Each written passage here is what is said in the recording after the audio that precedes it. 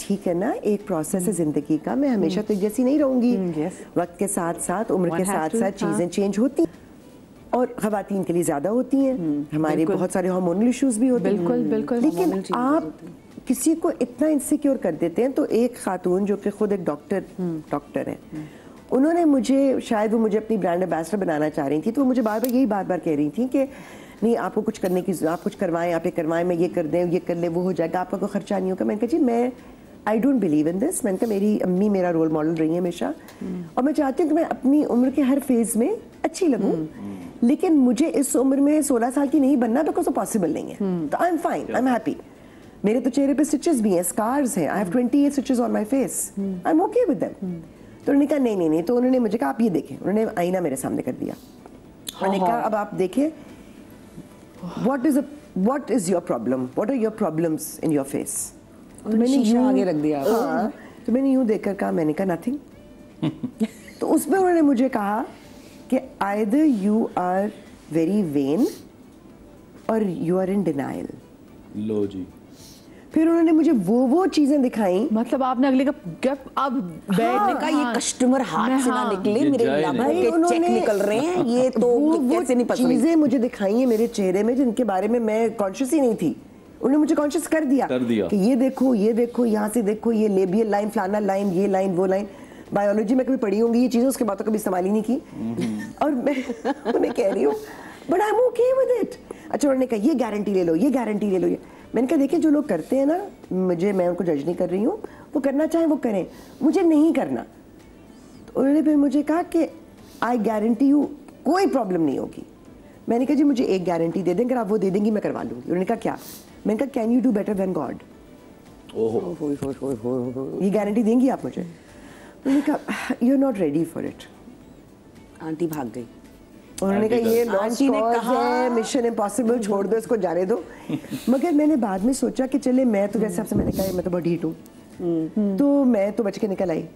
लेकिन कितने लोग हैं मुझसे उम्र में, कई बहुत कम उम्र की लड़कियां मैं आजकल देख रही हूँ, इस प्रेशर में जी कि हमें खूबसूरत दिखना है, हमें यंग दिखना है, हमारी स्किन खिंची हुई हो, हमारी फिलर्स हो, आहिस्ता आहिस्ता आहिस्ता लोग प्लास्टिक की गुड़ियां बनती जा रही हैं। जी आप देखिए, ये तो चले शोबिस की बात करें ना, हम शोबिस से बाहर निकल के दिखा रही हूँ। मैं वैसे बात कर रही हूँ कि हम शोबिस में चले, आपने आपको एक कैमरा है, मैंने वैसे नॉर्मल लाइफ में इतने लोगों को देखा है, वो मुसलसल कांस्टेंट एक एफर्ट में है कि अब ये करा ले, वो करा ले। मुझे भी हमारी एक अच्छी मारूफ डॉक्टर है, वो मुझे मिली और उन्होंने मुझे एयरपोर्ट में मिली और उन्होंने मुझे मेरे मुंह पे 3 बता दिए कि ये ना, और ये बात बता रही एयरपोर्ट पे, उन्होंने ट्रैवल करना छोड़ दे। हाँ, उन्होंने मुझे ना वहां पे मिल गई। अब वो उनका काम भी था, तो उन्होंने याद से बात होगी 5 साल पहले की, 5-6 साल पहले की बात।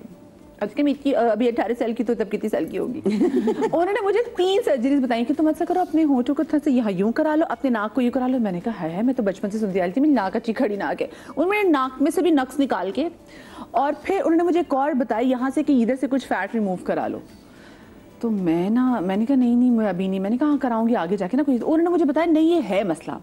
अच्छा, उस वक्त तो मैंने कहा मैंने कहा देखिए खुद अपने मुँह पे इतना कुछ कराया हुआ, देखिए मुझे कह रही। लेकिन जब मैं घर में ना, फिर मैं यही नोट करती, मैंने कहा यार ये no matter how strong you are, आप कितने भी स्ट्रॉन्ग हो, आप उस वक्त कितनी भी जवाब दे दें, आप खुद अपने अंदर कितने भी कॉन्फिडेंट हो, लेकिन इंसान है ना, हमारे अंदर वो सब्र और वो पेशेंस और वो अंडरस्टैंडिंग अभी भी नहीं है। हम कितने पढ़े लिखे हो, कितने सिक्योर हो अपनी लाइफ में, बट ये चीजें कहीं ना कहीं जरूर जो है वो खटकती हैं। और कोई आपको पॉइंटेडली जब कहता है तो आप अंधे तो नहीं हो सकते ना फिर उसके बाद। अब देखिए, मैं तो बिकॉज मेरा वेट ज्यादा था, तो मेरी तो स्किन हमेशा खिंची रही ना, मतलब मेरी तो हमेशा स्किन खिंची रही क्योंकि वो भरी रही माशाल्लाह, कभी कोई रिंकल कुछ नहीं। But when I lost weight, तो मेरी स्किन भी, and not just losing weight, I am losing my age also, मतलब मेरी एज भी अब बढ़ रही है, एंड आई नो दैट।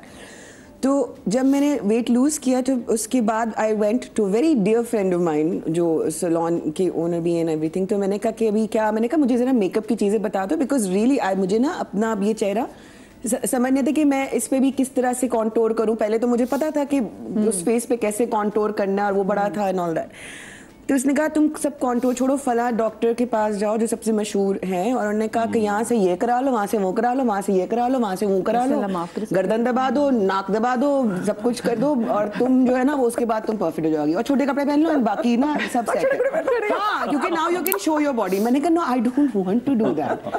तो फिर उसके मेरा वाकई वहाँ जाना भी कम हुआ। मैंने कहा एक तो उससे कॉन्शियस भी नहीं किया, उसने मुझे बहुत अनकंफर्टेबल किया, मतलब मैं कॉन्शियस फिर भी नहीं हुई। मैंने घर जाके ये नहीं देखा कि क्या लटक रहा है या क्या हो रहा है क्या नहीं हो रहा, बट इट जस्ट डिडंट, मतलब it was not a positive place to be, and नहीं जरूरत। ऑल्सो रूसा बड़े लोग फिर भी जरा व्हाइटनिंग इंजेक्शन तुमने ट्राई किए, करके तो देखो। ये आप मुझे तो फ्री में, आपको पता है हम एक्टर्स के लिए तो हर चीज बड़ा काफी बेटर है उसमें। मुझे भी किसी रिकमेंड किए थे। आपको कौन देगा? आपको कौन, ये कौन लोग मिल रहे हैं यार? अगले ड्रामे में भूत बनकर आऊंगे। आपको जरूरत नहीं है ना, एक्चुअली मैंने रिकमेंड किए थे। नहीं तो अब मुझे कोई कहता है कि मुझे कहता है कि नहीं तुम व्हाई नॉट, तुम ये ग्लूटाथायोन वगैरह, मैंने कहा कि हाँ मैंने, लेकिन मैंने सुना एक दफा लगाएंगे तो फिर आप पूरी जिंदगी लगाते रहेंगे, you get addicted to it. मैंने कहा जब मेरे पास ज्यादा पैसे होंगे ना तब आई विल डू इट। मैंने कहा अभी तो मैं ना थोड़ी सी एक शेड व्हाइट बेस लगा के कैरेक्टर के लिए मेरा चल जाता है। जब से मैं यूट्यूब कर रही हूँ, यूट्यूब में मुझे किसी कैरेक्टर के लिए गोरा नहीं होना, मुझे किसी गोरी के साथ अपना रंग मजीद दबाना या उठाना नहीं है, मुझे कुछ नहीं करना। So I loved embracing my colour.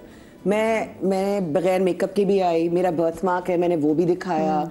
मेरे लिए वो मेरा यूट्यूब चैनल वाज फ्रीडम। मतलब मैं हर बात बोल सकती हूँ, मैं गलत उर्दू भी बोल सकती हूँ, मैं थोड़ा सा अपनी मैं क्योंकि मैं आप बहुत अच्छा बोलती है ना, मैं इसलिए मैं तो मैंने कहा था इस तरह बैठूंगी। मैंने कहा इधर से ना वो मैं टेंशन में रहूंगी क्योंकि इतनी अच्छी बात, इतनी you got a beautiful way of communicating and speaking. तो मैं वहाँ वाकई there is this freedom as well, अल्हम्दुलिल्लाह। एंड अब जाके 2 साल या कितने हुए हैं, बट अब जाके आई एम रूसा सिद्दीकी के चैनल पे I have now commenters who are actually loyal, genuine, और वो मुझे समझ रहे हैं।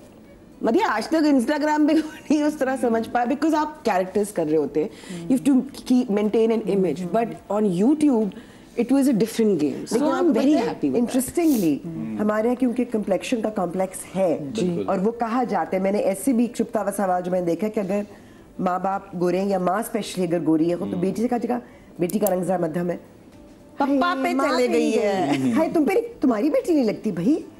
ये माँ के लिए कितना तकलीफ दे, और बच्ची बिला वजह माँ से मुतनफर हो जाती है कि why is my mother pretty and I am not. लेकिन मेरे साथ क्या होता है मैं आपको ऑनेस्टली बताऊं, अभी रिसेंटली भी हुआ है कि आपको हम डार्क टोन कर देते हैं, क्यों नहीं, वो बाकी सारों की लाइट मैच करनी पड़ती है। अरे भाई अच्छा नहीं, but then that's a technical thing. मैंने किसी को ये कहा एक दफा, क्योंकि जब पहली बार मेरे साथ मैं शुरू में काम किया तो देखो पूरा डार्कर बेस। अच्छा मुझे मेरा अजीब लगता था बिकॉज हाथ कुछ है, गर्दन कुछ है, बाजू कुछ है, यू नो शक्ल कुछ हो रही है, फिर सब हर जगह लगाओ।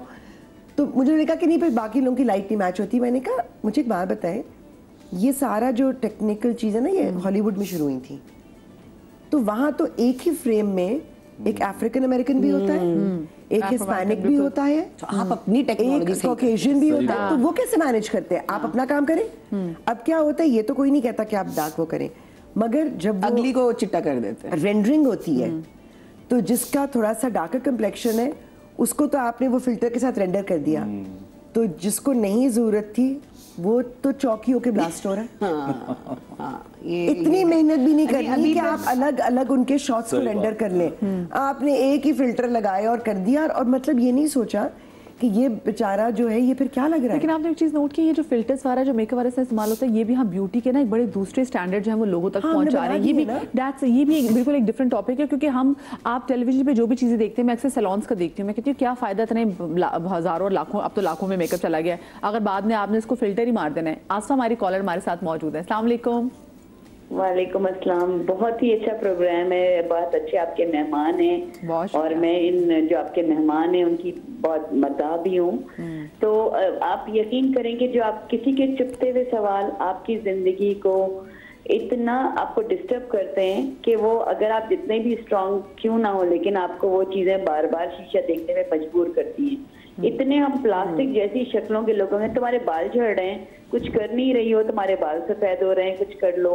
तो कितनी चीजें जिनसे हम गुजर रहे होते हैं, और बहुत अच्छा आपका ये मैसेज सबके साथ जा रहा है कि हमें ये बात कभी आज तक किसी ने नहीं की होगी टीवी पे कि लोगों के जो चुपते हुए सवाल हैं वो लोगों की जिंदगी में कितना ज्यादा उसको डिस्टर्ब कर देते हैं, कितना कॉन्शियस कर देते हैं। और आप ये देखें ना, ये उरूसा कितनी अच्छी है और इसकी अदाकारी को आप देखें ना, इसके वजन को, इसके रंग को तो ना देखें, अब तो हिना है वो कितनी जबरदस्त है और कहाँ तक यहाँ तक आई है अभी तक। आप उनके काम को देखें, उनके कॉम्प्लेक्शन, उनकी हाइट, उनके बालों को मत देखें। अब आप देखें हर बंदी मट्टी की मूर्त बनी हुई घूम रही है, प्लास्टिक की गुड़िया, होठों को चौड़ा कर लिया, आंखों को कर लिया, एक्सटेंशन लगा लिया। आप ये देखें कितना आप सचमुच अच्छे तो नहीं लग रहे होते ना। आपकी भी पर्सनैलिटी बनाई और कितना की अच्छी ये हिना ने ये बात की है कि आप अल्लाह से ज्यादा अगर खूबसूरत बना दें तो मैं आपको ये काम करवा लूं भाई। और दूसरी बात है रंग भरा भी सब आ रहा है। Nice program, thank you so much Madiha कि आप इतनी अच्छी तरह से कंडक्ट कर रही हैं। थैंक यू, बहुत शुक्रिया आसफा जी। सलाम टू एवरीवन। Thank you. मुझे हमेशा ना जब भी हम शो करती थी, मेरी टीम को जानती है, तो मुझे ना एक एलर्जी है जब हम गोरे रंग की स्पेशली बात करते हैं। My family, my father is tan और मेरे ददिहाल में they are tan but they are beautiful features. So ठीक है, कलर भी जैसे अगर मैं लंबी हूँ तो कोई बंदा छोटा है तो इट्स ओके। हमने इतना हवा बना दी हुई क्योंकि हम इतने कॉम्प्लेक्स हैं कि हम कुछ कर नहीं सकते। दुनिया जहान अब सामने होने का सोच रही है, हम अभी भी जो वो 4 क्रीमों का मिक्सचर लगा के चट्टा होने के पीछे भाग रहे हैं, तो ये इस कॉम्प्लेक्स का हम कुछ भी नहीं कर सकते। उल्टा मैंने देखा जो कॉम्प्लेक्स लोग होते हैं ना, वो अगले को भी गिराने के लिए इसको कॉम्प्लेक्स देने की कोशिश करते हैं। और हमने स्टैंडर्ड्स हर जगह खुद ही बना लिए, खुद ही ये हमारे कामयाबी के मयार बना लिए। यू नो, मर्दों के लिए सबसे ज्यादा पेनफुल, और मैं पेनफुल कह रही हूँ, सवाल उनके काम के, उनकी सैलरीज, उनके लाइफस्टाइल के बारे में होता है। भाई आजकल स्पेशली आज की दुनिया में there is a crunch in the job market, ठीक है। इवन लोगों के बिजनेसेस बंद हो गए हैं जिन्होंने खुद शुरू किए हैं। बजाय इसके कि आप किसी को इनकरेज करें या उसको मोटिवेट करें या उसको एक भरोसा दें कि भाई ठीक है आज नहीं तो कल चीज़ें बेहतर होंगी, उल्टा यही सवाल होता है कि अच्छा बिजनेस कैसा चल रहा है, चल नहीं रहा, क्या हुआ, बंद कर दिया। भाई व्हाई हिना जी। और इसके साथ साथ जिसने सवाल भी लिखा मैंने कि तुम्हारी बीवी काम करती तो घर कौन संभालता है। अच्छा, कुछ सवाल ऐसे होते हैं, ऐसा लग रहा था कि मियाँ की गैरत को जगा रहे हैं। हमारी बीवी काम करती है, घर कौन संभालता है, बाहर वो कहाँ जॉब करने जाती है, आती जाती वो कैसी है। तो ये बंदों को भी, जैसे हम खवातीन को बड़े सवाल से गुजरना पड़ता है, बंदों को कैसे सवाल करते हैं। नहीं देखो, मेरा एक दोस्त है जिसके थोड़े सर पे बाल कम है। अभी आपने बात की तो मुझे वो याद आ गया। एस्पेक्ट भूल ही गए। आप बड़ा मासूम सा लड़का है, बिजनेसमैन है, लेकिन आप उसको ये सवाल दावतों में सुनना पड़ता है, यार तेरे पास इतना पैसा है तू बाल क्यों नहीं लगवाता। अब उसको एस्थेटिकली अपने आप को फील कराना ही नहीं है कि मैं खूबसूरत हूँ। उसके बाद दुनिया का हर चीज है, फैमिली है, गाड़ी है, सब बंगला है, लेकिन उसको ये बात क्यों कहता है मुझे समझ नहीं आता। मेरे बाल नहीं तो मुझे क्या फर्क पड़ता है। लेकिन 2-2.5 महीने के बाद उसकी मुझे परसों या कुछ दिन पहले कॉल आई, कहता है यार मुझे ट्रांसप्लांट कराना है। जिस बंदे का सेंस ही नहीं था आज से 1 साल पहले कि मैंने बाल लगवाने हैं, वो मुझे कह रहा है कोई अच्छा डॉक्टर पता है, मैंने ट्रांसप्लांट कराना है। मैंने कहा भाई तुम्हें तो फिर, कह रहा है यार बड़ा जलील करते हैं, यकीन करो। आप कभी कभी उन सवालों से और उन चीजों से थक भी जाते हैं। एग्जैक्टली, आप लिटरली थक जाते हैं। वो कितना बोले कि मुझे जरूरत नहीं है। आई होप ऐसा ना हो उनके साथ, लेकिन ये भी होगा कि जब वो करवा लेंगे तो यार तुम पहले ज्यादा अच्छे थे, अब नहीं ट्रांसप्लांट वो भी नहीं भूलने देंगे। और ये बात मेरा वेट ज्यादा तो कह रहे थे कि तुम कम हो जाओ, अब कम हो गए तो यार तुम ना उस वक्त ज्यादा फ्रेश थी और तुम वो तब थी। मैंने आपके लिए तो कराया नहीं, बिल्कुल मैं अपने बच्चे के लिए मैंने क्या, आई फील मच स्ट्रॉन्गर। वो मुझे पता है जिस दिन उरूसा बाल लगवा के आना है ना, अगले दिन दोस्तों ने बोला तू नेचुरली अच्छा लगता था। और वो बंदा बोलेगा मैं क्या करूं।